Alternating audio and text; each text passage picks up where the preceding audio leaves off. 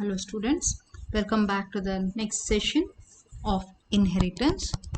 In the last session, we had talked about the different types of inheritance. We have learned about your single level of inheritance, multi-level inheritance and multiple inheritance. Right? Now, the next two are your hierarchical inheritance and hybrid inheritance. Before going to your hierarchical inheritance, let us know what your multiple inheritance is. Multiple inheritance, it is a class that is derived by using the properties of two or more base classes. Right? You have one base class, you have the other base class and your base 3, but you are deriving a new class from these base classes. Right, I had already given you an example, that is you have your PCMB course, you have your PCMC course and you have your PCME course, and everything comes under your science. Right, this is your multiple inheritance. Whereas here in your hierarchical inheritance, it is the opposite of your multiple inheritance.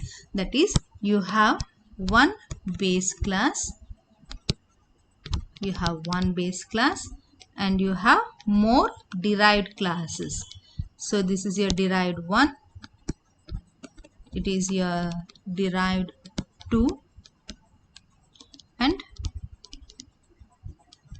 derived 3. Okay, for example, we say you have college as the base.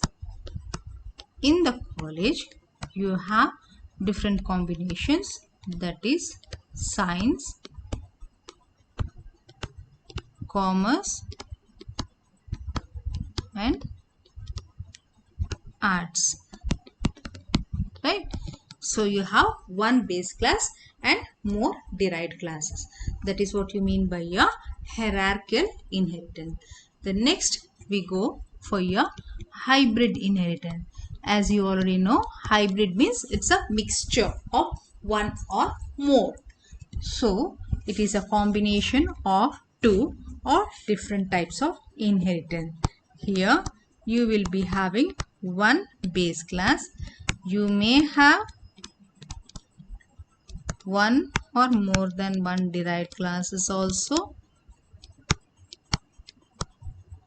and again from this mixture you may have one more derived class. I'm not saying this is the only thing you have, this is how it will be. It can be mixture of anything. So it is two types of inheritance. Now if you go for this part, what does this talk as?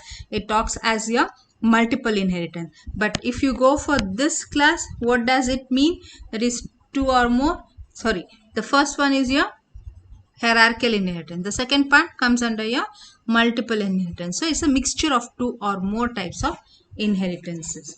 That is what we call as your hybrid inheritance. Now if I want to give an example for this, now I say the base class is college. The college has got a teaching staff and non-teaching staff. Right? Teaching and non-teaching both come under your college, but together we call them as what? We call them as staff. Teaching staff, non-teaching staff. So staff is common over there. So this is what you mean by your hybrid inheritance.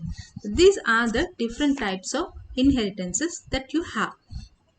Now coming to the next part of this chapter, that is your virtual base class. Virtual base class. Now what do you mean by this virtual base class? I'll just give you an example. Now for example, you have one base class as A. What will this contain? It contains some properties. So whom does that property belong to? It is the properties of A. Okay, and you have one derived class. you will have one derived class. Let us call it as B. And what will it have? It will have properties of A because it is derived from A. So it will contain the properties of A, and it also will have its own properties also, right? And then in the same way you have one more derived class C. Now what will this contain? This will contain again properties of A because it is derived from A, and also its own properties. ಯಾರಿಂದ ತೆಗೆದುಕೊಂಡು ಬಂದಿದ್ದೀವಿ ಅದು ಮತ್ತು ಅದರದ್ದೇ ಆದ ಕೆಲವೊಂದು properties ಸಹ ಇರುತ್ತೆ, ಅಲ್ಲಿ ಜೀನ್ಸ್ ಇರುತ್ತೆ ಅಲ್ವಾ. So properties of A, derived class B has got properties of A and properties of B. In the same way, derived class C has got properties of A and properties of C. Now, as an example, if you take, we cannot always say we are going to use only one type of inheritance. An inheritance can be a mixture also. That is why we are using a hybrid inheritance. So if you take this hybrid inheritance as an example, now we are going to have one more derived class D. Okay, this you will be getting from your B and C. Now what will this derived class D contain? D is derived from B, right? So this will have properties B ಇಂದ ಏನೇನೆಲ್ಲ ತಗೊಂಡು ಬಂದಿದೆ ಅದಷ್ಟು ಇರುತ್ತೆ, ಮತ್ತೆ ಅದರದ ಸ್ವಂತದ್ದು ಅದರದ್ದು ಇರುತ್ತೆ ಅಲ್ವಾ. ಸೊ ಡಿ ನಲ್ಲಿ ಏನೆಲ್ಲ ಬರುತ್ತೆ? ಬಿ ಇಂದ ಬಂದದ್ದೆಲ್ಲ ಇರುತ್ತೆ. ಬಿ ಇಂದ ಏನೇನು ಬಂದಿದೆ? ಪ್ರಾಪರ್ಟೀಸ್ ಆಫ್ ಎ ಬಂದಿದೆ ಬಿ ನಲ್ಲಿ, ಮತ್ತೆ ಪ್ರಾಪರ್ಟೀಸ್ ಆಫ್ ಬಿ ಇದೆ, ಮತ್ತೆ properties of C. It has got, D has got its own, that is your C. Now what is it getting from C? From C it is getting again illinda properties of A, properties of C, and sorry, this is D, and then properties of D ಅಲ್ವಾ. ಈಗ ಇಲ್ಲಿ ಏನೆಲ್ಲ ಆಗಿದೆ? Properties of A ಇಲ್ಲಿಂದ ಬಂದಿದ್ದು ಎರಡೇ ಒಂದೇ properties, both are the same, right? So it is nothing but a repetition, extra copy, right? If you have any one more class over here, again this will be common.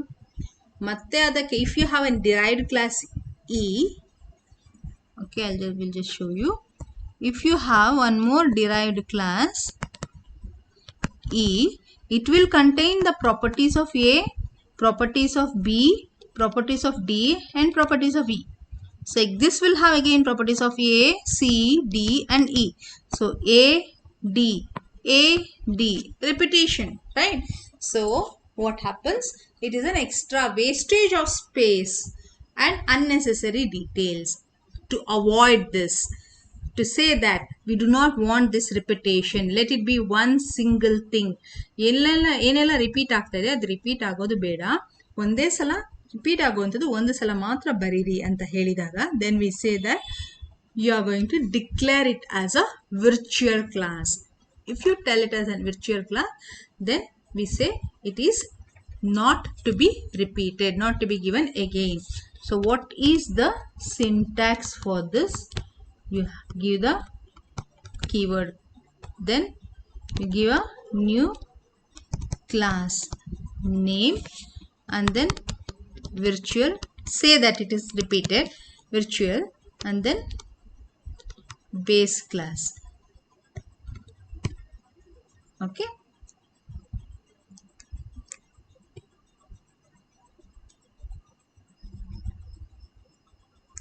then next part is your access control specifier,